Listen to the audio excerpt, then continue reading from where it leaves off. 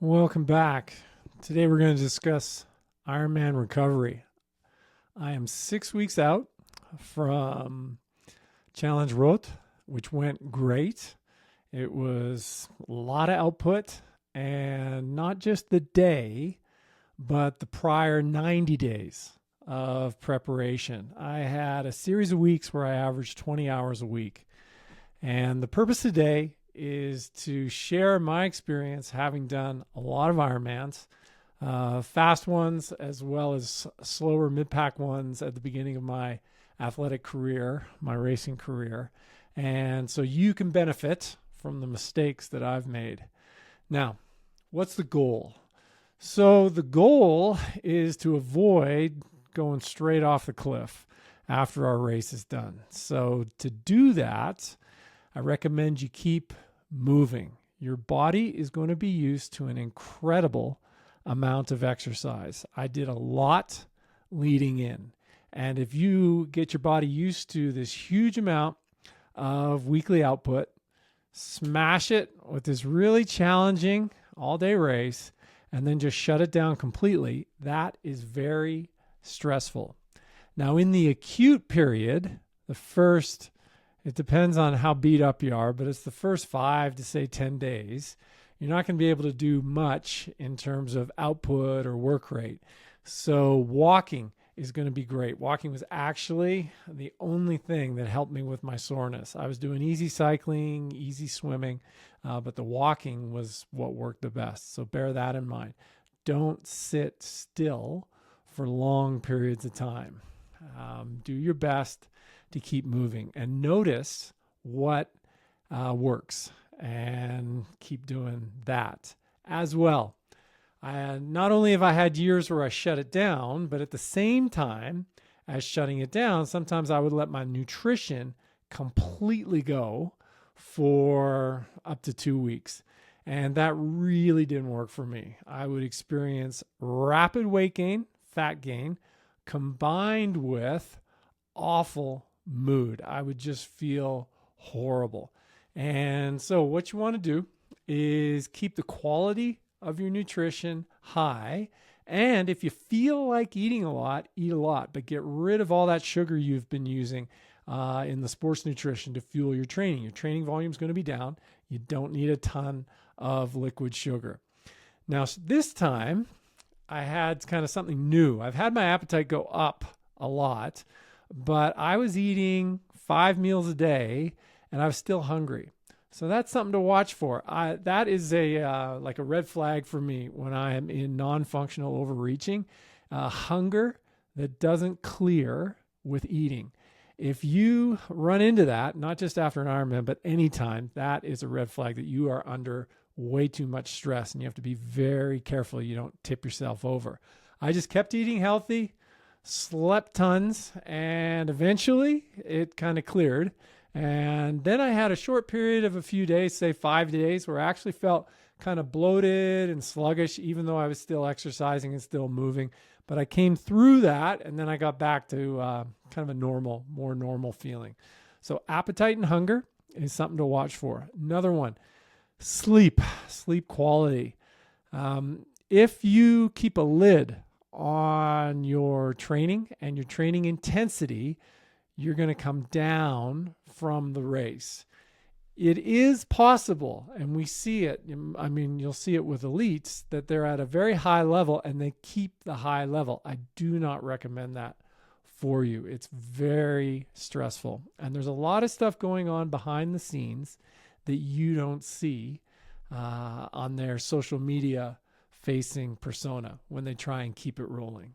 I call it darkness management. There's a lot of mood swings and all kinds of stuff going on that doesn't really get out in the public light.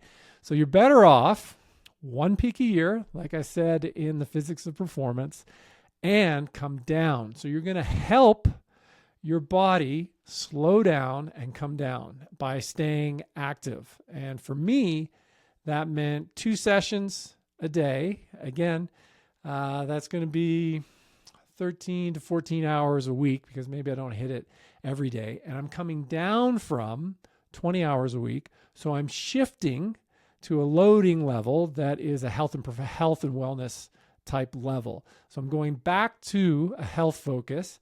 I'm staying moving. And when that happens, the fatigue is going to start to clear. And what you're going to notice is, wow, I'm sleeping quite a bit relative to my output. My output is not that high, but my sleep is up. Give yourself the ability to sleep. And I like to do it by going to bed early and still waking up at a similar time and keeping myself in the groove for that. Another tip for you. I used to tell my athletes, you can get away with one poor choice. So if you end up somehow on a group ride or you turn up in Masters and you smash yourself once, that's probably not going to be a big deal. You'll feel really tired afterwards and you'll be like, wow, that wasn't such a good idea. You got to be sensible. If you stress that nervous system too many times when you're in this rejuvenation period, you will kind of tip over the cliff eventually. And what I mean by that, for me, when I tip over, it's usually my nutrition completely goes to hell. The other thing I avoid, I don't drink, well, really ever, but when I used to drink a bit, I would increase alcohol intake after the race, and that didn't work for me either. So if you are someone that doesn't use alcohol and drugs, don't use them just because you finish an Ironman. Keep yourself on this kind of straight and narrow path. What we want to avoid is what often happens with amateurs after both marathons and Ironmans, and that is they lose the streak. They stop training and they become erratic and they lose their compound gains. You want to keep maintaining your streak, like keep exercising, stay in your routine, but just dial down the stress on everything. So it's easy swims, easy bikes, walking, easy jogging, and then you add back weights. But when you add back weights, you're very cautious with it. One of the things you'll find is if you have deep soreness, you might feel okay, but if you do a run or you do anything like, say, a back squat that's kind of loading yourself up eccentrically, you can have extreme soreness relative to the weight you have on your back or relative to the run session you did. If you see that, again, just a red flag, back off and take it easy. It's a sign you're going to need more time. Another sign you're going to have is your heart rate's going to pop relative to effort. You will see unusually high heart rates and it will go crazy on you. And that means you're not recovered. Couple examples for you. 10K easy run. I was doing this session. It was kind of my key run. I was doing 3 runs a week, 10K a pop, flat runs. I would get to 7K and then all of a sudden my heart rate would pop 10 to 15 beats for an easy pace. This is a pace in zone 1 below my first lactate threshold. And then I would go even slower. Now, if I was trying to do in the past, I have been in, say, zone 3, and then it would just go whoop, way up. And it's a similar response. It's just toned down because I'm more moderate now. If you see that, heed the warning. The warning is there's internal stress. Doesn't matter what the cause is. You've identified it with your heart rate monitor. It's a sign to back off. Keep being smart. And as the weeks kind of roll on, eventually you won't be popping. You'll be having a normal heart rate response and you'll have a normal training response. So keep that in mind. Now, this process is going to take as long as it's going to take. In other words, we can't rush it.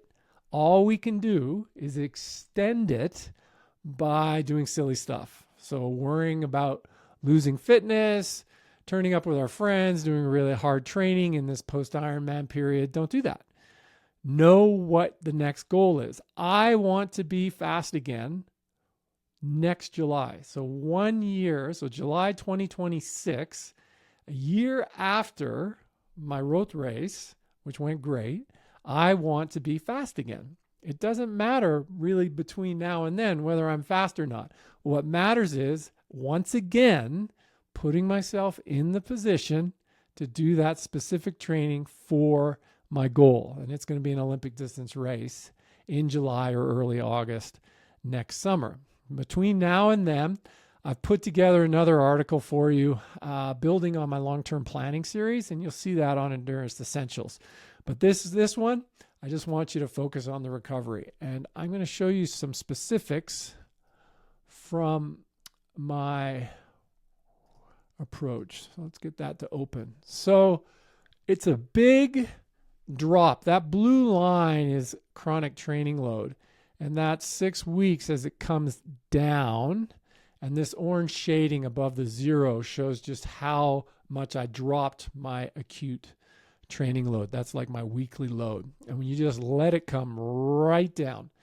And as well, because I'm looking to peak towards the end of next summer, I'm going to have another unload, not this deep, but sometime in the winter.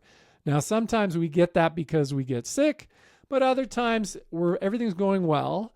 And it's important to do these tactical unloads across the year. So one big unload, 28 days, you let it come way down. I actually needed about 6 weeks until I started to feel normal. And then shorter ones, so you don't get fit too fast once you start kind of bringing things back up in the spring. So bear that one in mind. All right, next picture for you. Let's see. Oh, let's go back. So these are my morning metrics. So what we've got here is we've got morning resting heart rate, and we've got my HRV on the right-hand side. And this orange bit right here is when I went over to Europe, and I raced about here. And you can see it's pretty stable after the race. Not looking too stressful. Now, all because my morning metrics are sort of saying, hey man, you're in good shape. You're green. Does not mean that I'm green. I was having unusual soreness and some of the other unusual stuff that I explained to you. So you will feel this as unusual fatigue after you train. Keep being smart. Be long-term greedy. It's really hard to do when you're fit, but it pays off. What we are thinking about is multi-year development that is going to take us to a very high level relative to our potential and our commitment. This will help you do it. Okay, another thing. That's a year of morning weigh-ins that you're looking at. So, strongest training weight across the winter and spring, and then I make a decision to bring my weight down a little bit, and then I did the race efficiency training that I wrote about and explained to you in the Physics of Performance series. Now, there is no better feeling in the world than being lean, super fit, and race ready. And if you have an addictive personality, you can get hooked on that feeling. This will be one of the toughest things for you to do. You got to let go of that. And you have to let your lean body mass come back up, and you have to be slightly energy positive afterwards, and you will bring your strength back up and rebuild the lean body mass and rebuild your immune system and all these other functions that can be downregulated when we are doing challenging specific training. So I'm in the, see a little tick up there. I'm in the process of letting my body weight come back up. And in the transition for about 5 days, I did feel sluggish, kind of bummed. But if you do it with intent, it happens gradually. You get through it. And that is way better than what I've experienced many times before, which is completely cracking, eating the house. And that line is like vertical. I've gained up to, let's see, if about a pound a day when I was in an awful cycle of not exercising and binging. And this is before I met my wife. So I didn't have that emotional stability in my life. And I would really lose the plot sometimes. And that was just a sign of excessive stress and not being smart about my recovery. Now you can imagine when your physical stress and your physical body is like that, what it's like up in your head, the neurochemical stress and your emotional experience of day to day. Not fun. Wouldn't wish it on anybody. All right, final picture for you. This will be tough to see on the video, but really that is 1, 2, 3, 4, 5, 6 weeks. Screenshotted it last Friday. It's Sunday now.